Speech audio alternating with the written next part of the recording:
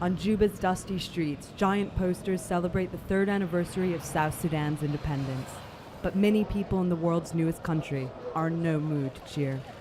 In nearby Tomping camp, some 15,000 internally displaced people live in makeshift tents, fetching water from tanker trucks and wading through mud.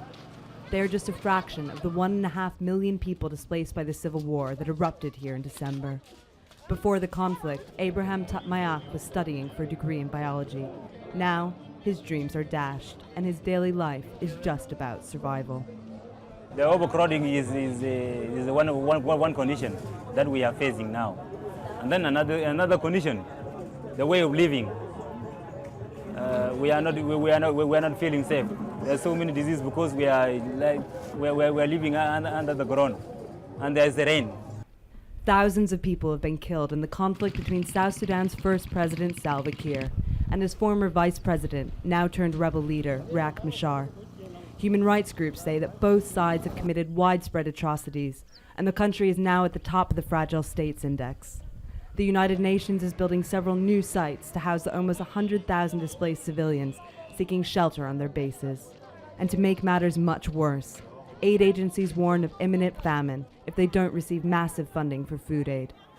The Red Cross has begun its first airdrops for nearly 2 decades, hoping to reach hundreds of thousands of starving people. There are alarming signs there. There is malnutrition, especially amongst the kids in sensitive areas. So if that level of assistance cannot be maintained and increased in the next month, it is well likely that the food insecurity will become rather dramatic.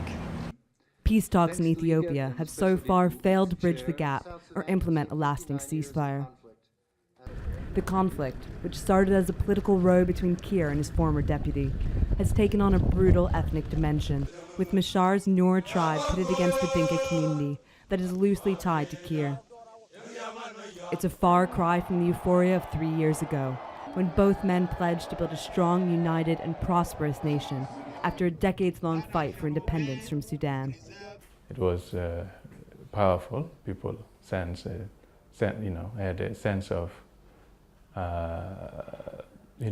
having won the war that they fought for many years. So contrast that with what happened on the 15th of December, where the sense of togetherness, the sense of being victorious, the sense of living peacefully without fear in your own country, that was changed drastically.